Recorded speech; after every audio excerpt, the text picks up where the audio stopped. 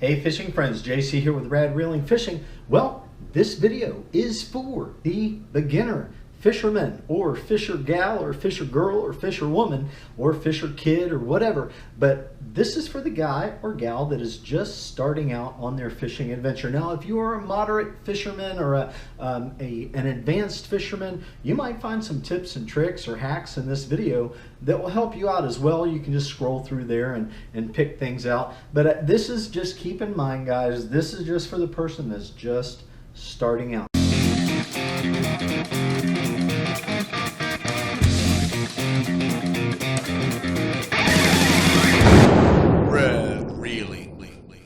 All right, well, let's get started here. The first thing that I want to talk about is fishing leader line, okay?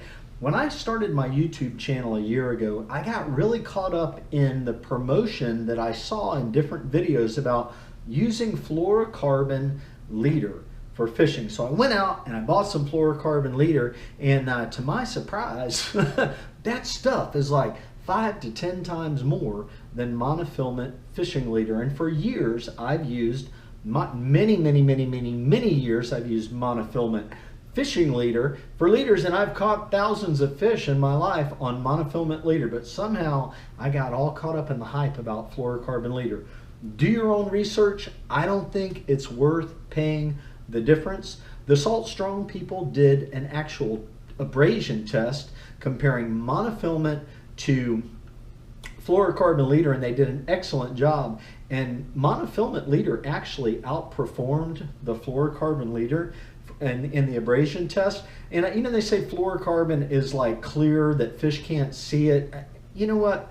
I just don't, personally, my opinion, I'm not buying into that. You can get an entire spool of like 80-pound test, good brand name, Trilene, Berkeley, Eagle Claw, Andy Brand, Stren. I mean, you can get like spools, big spool, 150 yards of this stuff for like $8 in comparison to a little spool of fluorocarbon leader for the same price. So do your research, you decide what it is that you want to go with. This guy uses monofilament leader all the way. I mean, I'm not a professional fisherman. I mean, I'm just out here, I'm an amateur guy, I'm having fun. Look through my library. I've caught thousands of fish. I don't know, man, just tons of fish on monofilament leader. Yeah, lots of videos in my library where I use monofilament leader.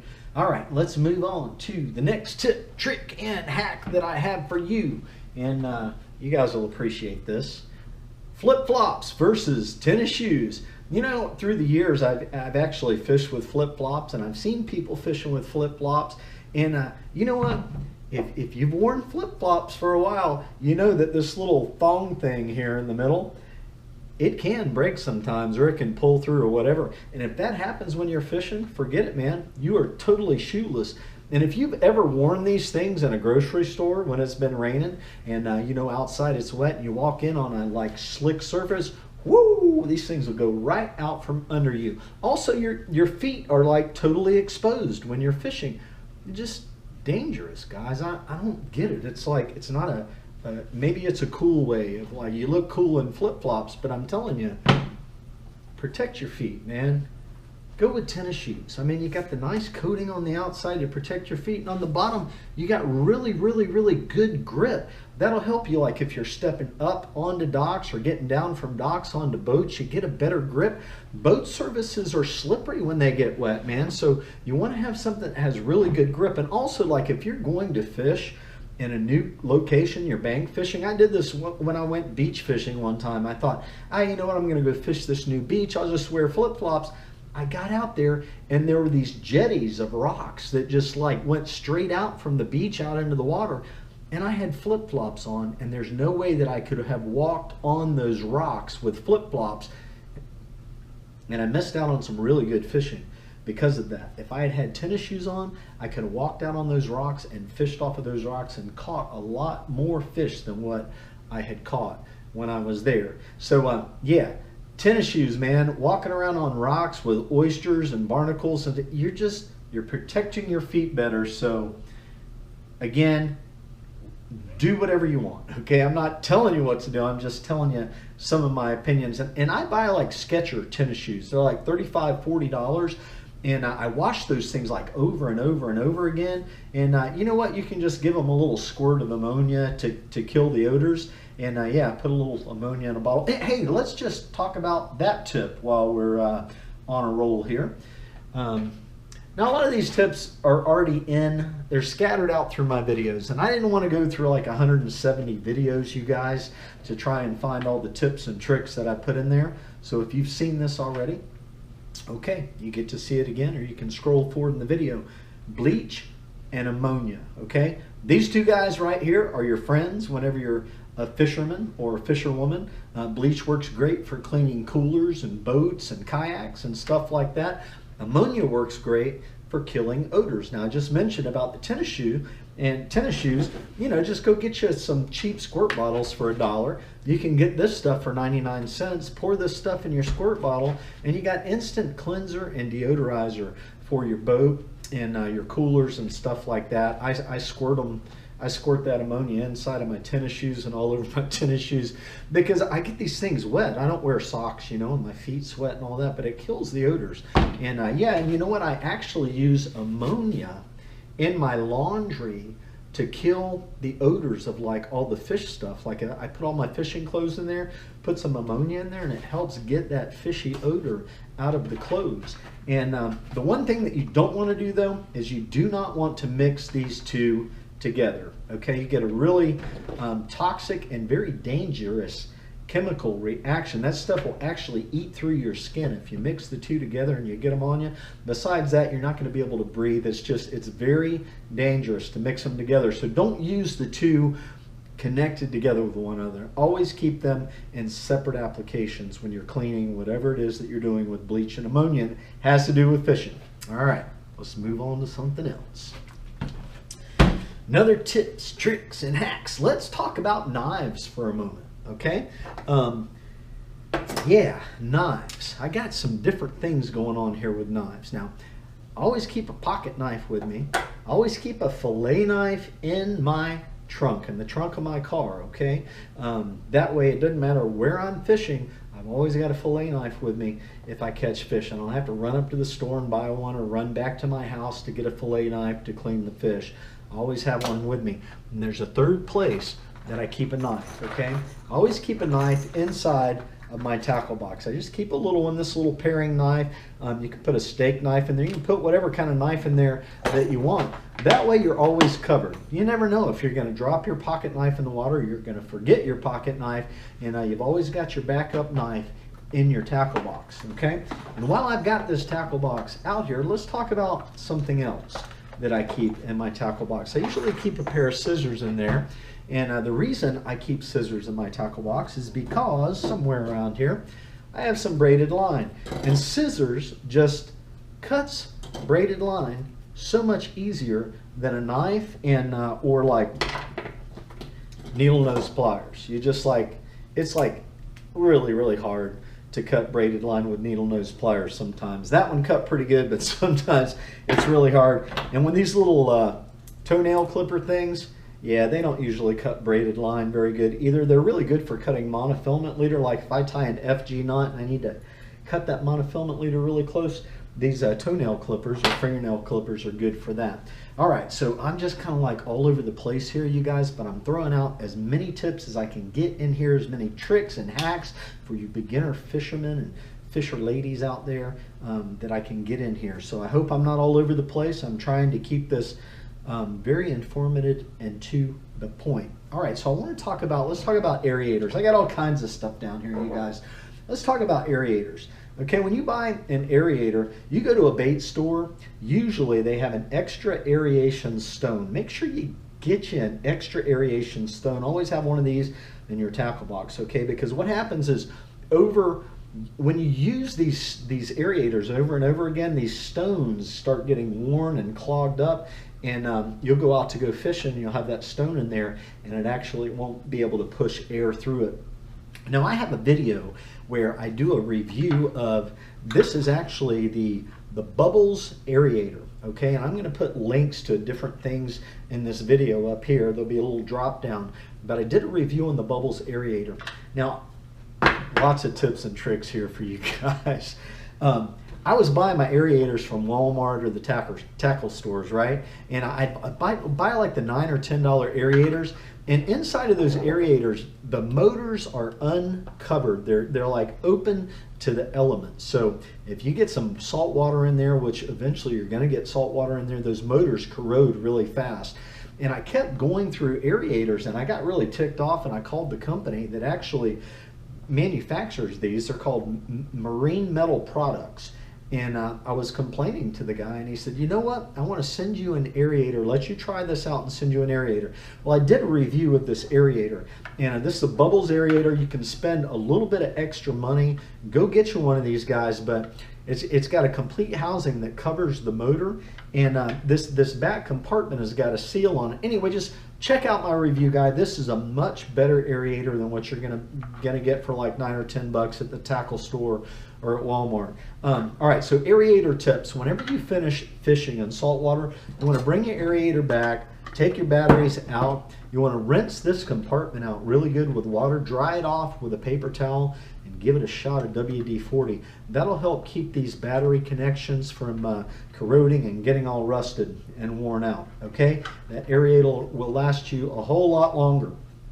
Now, while we were talking about tips and tricks on aerators, of course, I thought about something that, if you've been on my channel, you've seen this.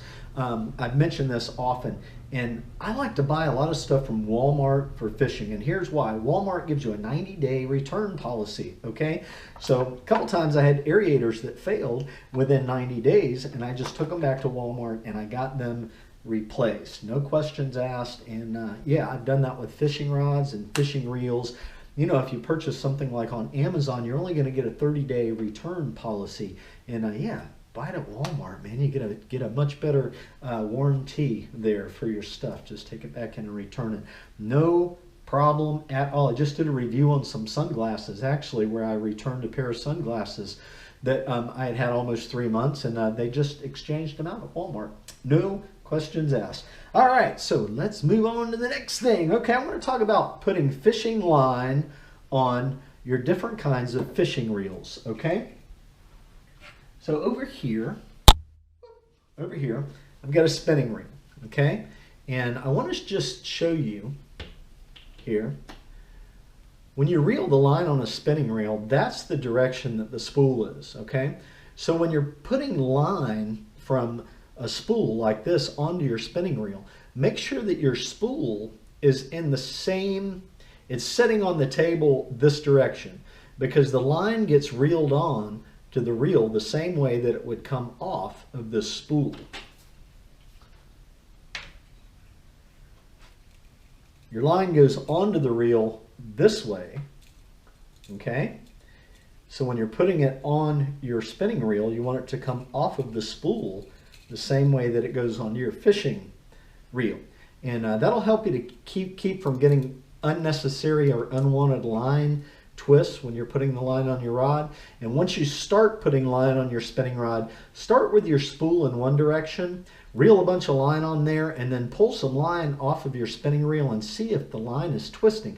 If it's twisting, take the spool and spin it over and reel the line on in the opposite direction, and chances are is you're not going to get twists in your line that way. All right, so that's putting line on a spinning reel. Now when you're putting line on a bait casting reel, it's completely different.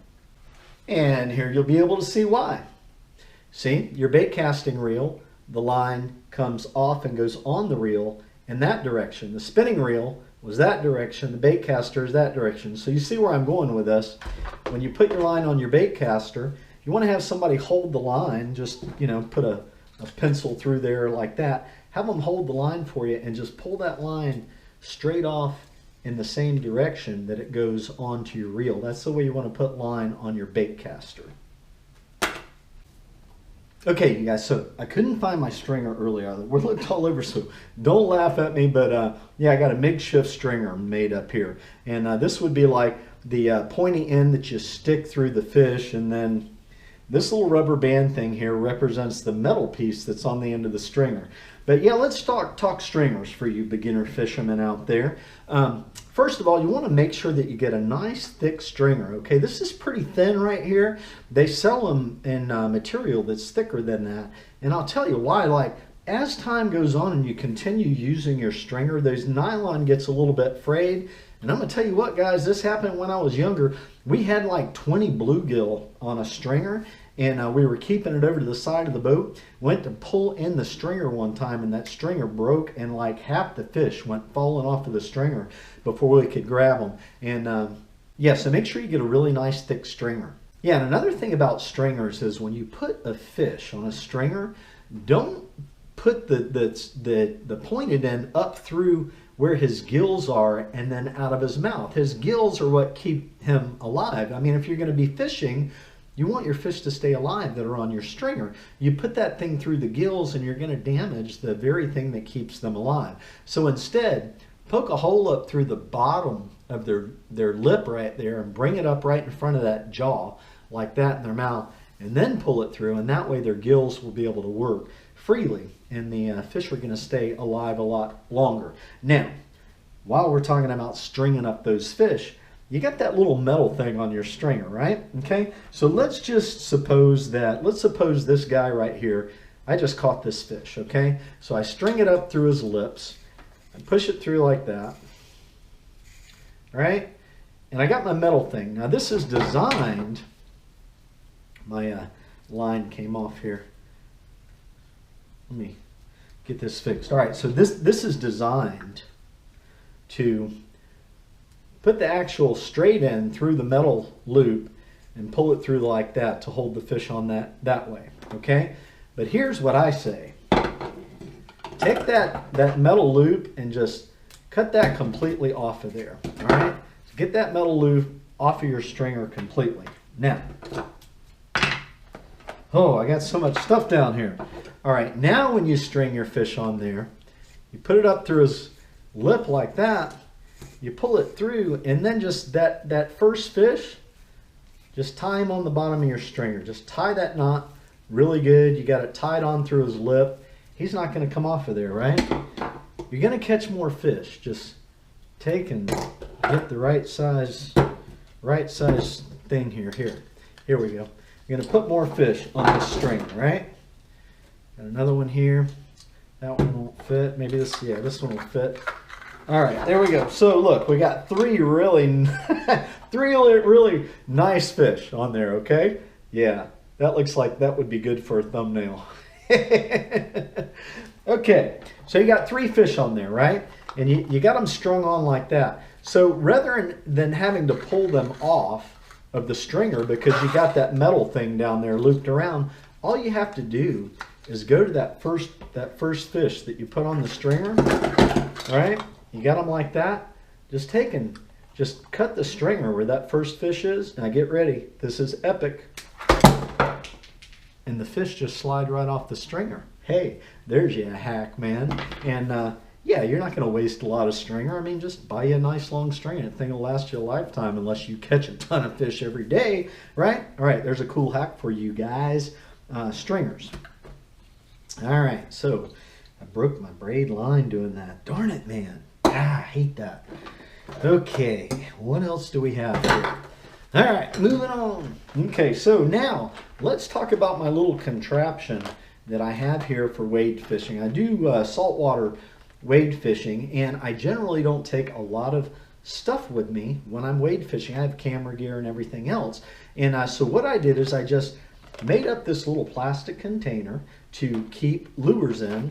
I drilled a hole right there. I think I used a little knife. I drilled a hole through the lid and the actual container, put a heavy piece of monofilament line on there, and what I do is I just tie that line onto my belt loop when I'm out fishing, and this thing will just pull right behind me. It just floats right in the water, and inside of here is where I keep things that I need while I'm out there fishing. When I do saltwater fishing, I use a lot of several different colored paddle tails and jigs. You can actually fit a couple small lures in there.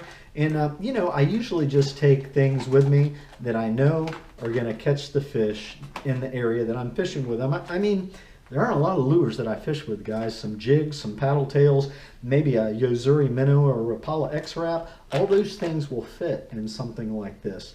And yeah, so that's really good for hauling around lures. And if you need like leader material and stuff, you can just pull off, you know, 10, 20 feet of leader material, wrap it up in a coil, and stick it down inside there. Anything that you need, you can basically fit in a little plastic container like that. I mean, you're only going to be out there for a couple hours, right? You don't need to haul around a whole tackle box full of a bunch of stuff and lures. Okay, so there's your good tip there. All right, you guys are going to absolutely love this tip. Okay, so you need some kind of measuring device for your fish, right? And you know what? You can go to the Dollar Tree, and inside of a sewing kit, you can get one of these flexible tape measures right here to measure your fish for $1. Now that is a freaking tip, trick. That's a deal right there. That's some savings, you guys, for you. And yeah, now I have this guy right here that I got on Amazon that I keep in my backpack, which works pretty good for measuring fish. And I actually got this because I wanted to be able to measure my fish a little bit more accurately. This way I can fold this out.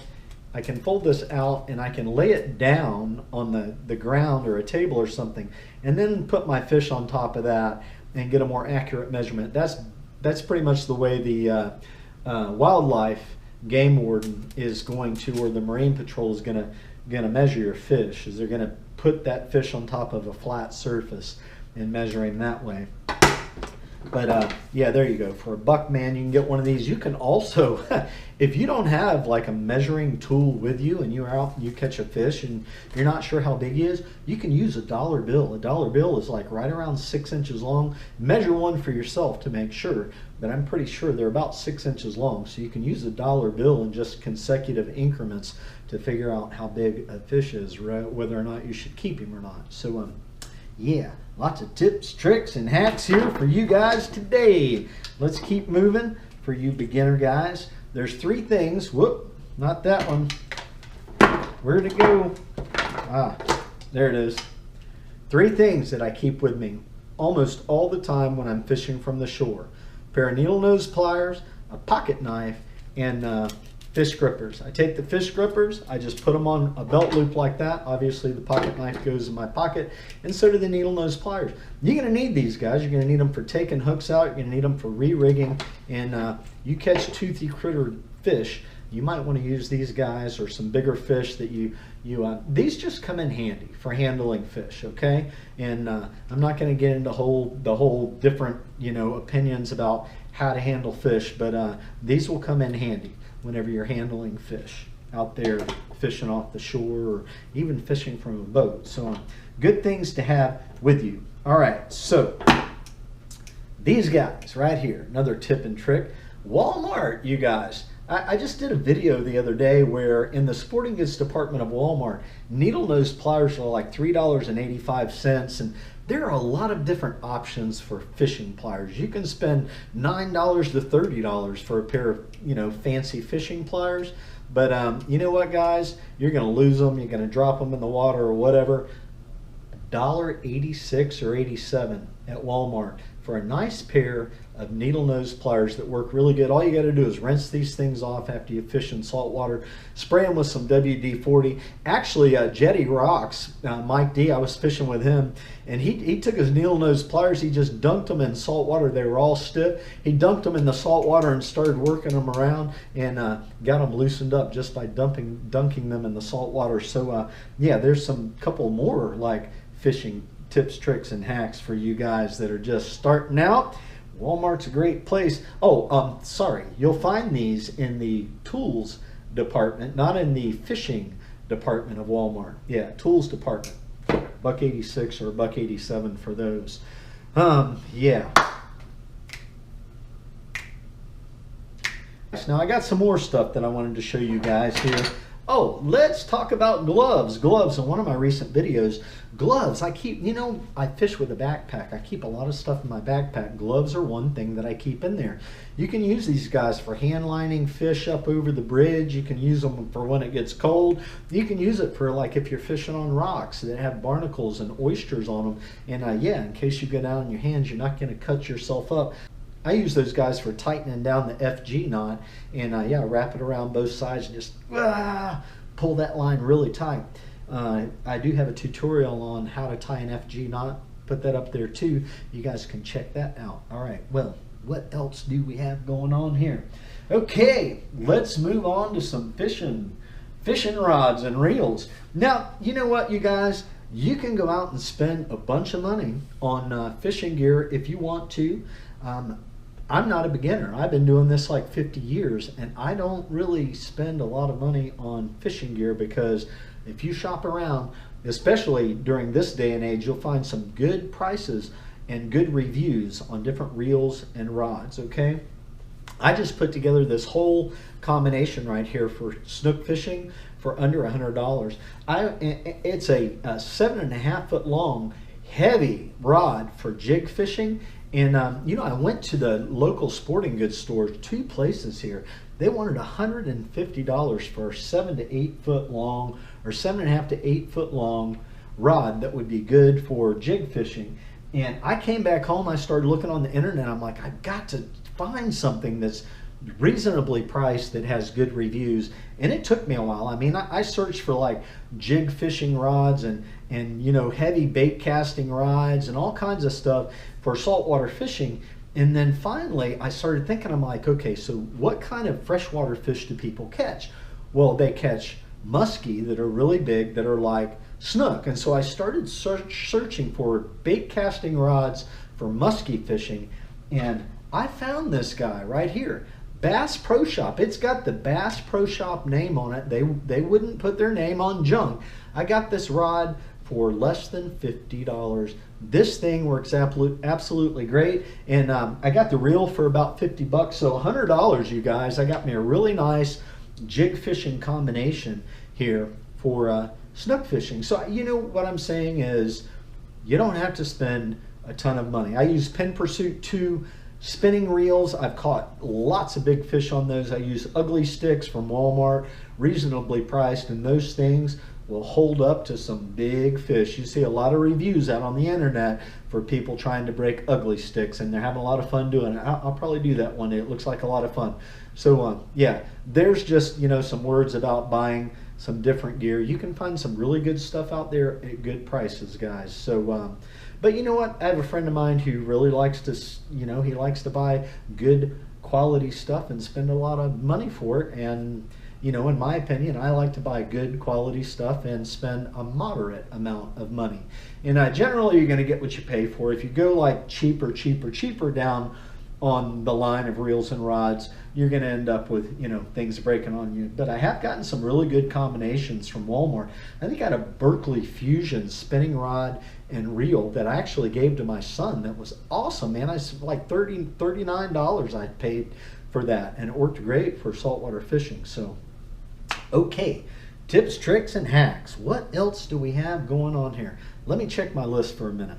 Tips. Oh yeah. Oh, hey, let's talk about rod tips. Rod tips, some tips about rod tips. All right, you know what? Eventually, you're going to break your rod tip. It happens to all of us, even the best of us, those guys that have been fishing for a long time.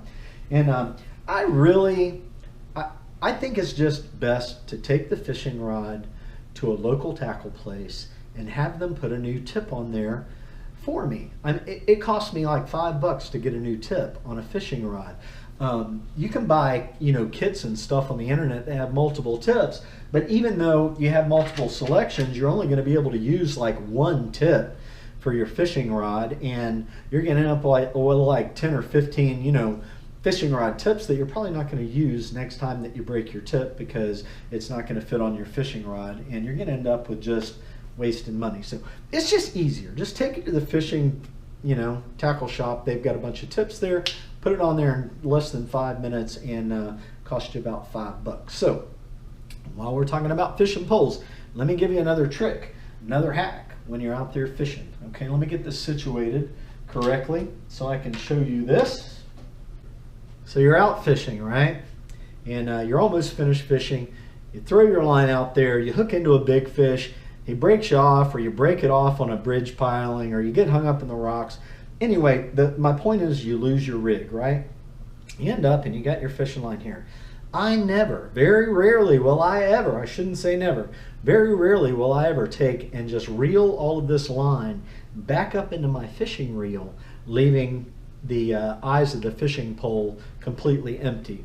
All right, I always leave my fishing line threaded through my fishing eyes on the pole, because that way I don't have to rethread it when I go fishing again. Now here's my little tip, my little trick for you guys. And I'm actually going to pull this line out of the way so you can see it better on this fishing eye. Let me try and reposition this just a little bit here. All right, so just imagine that your fishing line is threaded through all the eyes here, and this is the end that your lure would be attached to. Take that and stick it through one of your eyes, okay? Just tie one little square knot like a granny knot, okay? Then you want to tie a slip knot that you can pull the end of, tighten that down like that. See how you can pull the end of that guy right there? So now you can tighten that up really good. You can reel your line up, and that knot will not come undone, okay? You can put a lot of tension on that line, reel it up good, but when you get ready to go fishing again, all you have to do is take this loose end and just pull that loop through, grab a hold of your main line, and pull that like that, and it'll come right off of the fishing eye.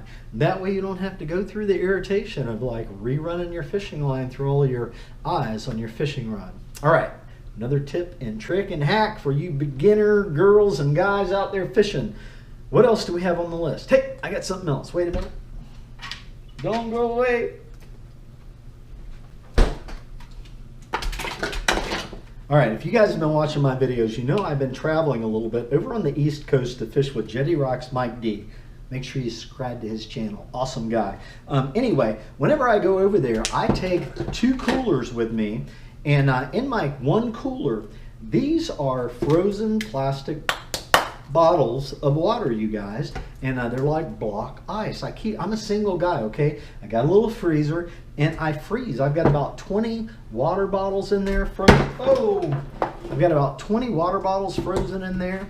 I've got some different size quart jugs with frozen water and gallon jugs also. And these block ice, this stuff will last. I go over there, I stay 4 days, and these gallon jugs are still like half frozen whenever I leave, okay? I'm gonna guess that I started this YouTube channel about a year ago, and I've done a lot of fishing. I've kept a lot of fish. I've taken drinks with me and everything else. I'm gonna guess that I have probably saved myself $60 by freezing my own ice. I mean, it's like $2 to $3 for a bag of ice, right? $1.79, $2, depends on where you buy it from. But yeah, you can save a lot of money. Just really, I don't have to say anything more. Well guys, that's it for the tips for the beginning fisherman. If you're a moderate angler or advanced angler, all of you guys, please feel free to leave comments in the comments section below about what we've talked about here today, and add in any tips, tricks, and hacks that you might have to share with all of us to make us better fishermen, or any way to modify what we've talked about here today. Your comments are greatly appreciated. Your subscriptions appreciated as well. Please, if you're not a subscriber, consider subscribing to my channel. I upload videos all the time. Thumbs up are appreciated, you guys. Get out there and go fishing. Life is fun, man. You gotta live it. See ya.